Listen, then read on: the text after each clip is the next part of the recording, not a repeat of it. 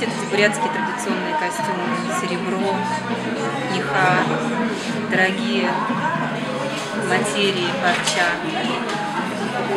Особенно сонголы этим славились, южные племена. Они торговали или жили на торговых путях, были очень-очень-очень предприимчивыми. Их женщины всегда были роскошно одеты, носили шикарные украшения из серебра и драгоценных. Не сказала бы, что у меня это в крови, но я знаю, вот моя двоюродная сестра, ее сестры, они как раз из сонгольского племени. Они умеют это делать как никто другой. То есть вот это чувство цвета, формы, чувство меры.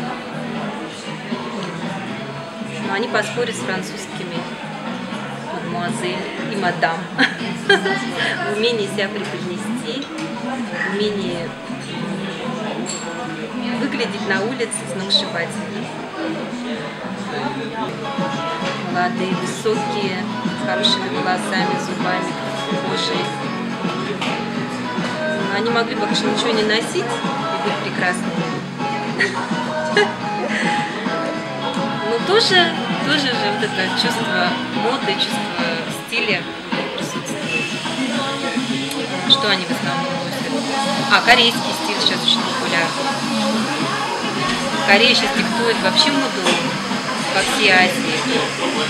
Япония, Китай, Монголия, все смотрят туда. И наша, конечно, молодежь тоже стремятся ходить на корейских героев корейских сериалов, и корейские поп-группы, чиповые, девчачьи, они тоже очень сдают тон.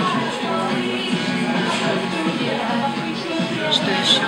Что оказывает влияние на нашу молодежь? Умение одеваться. Популярная культура, глобализация.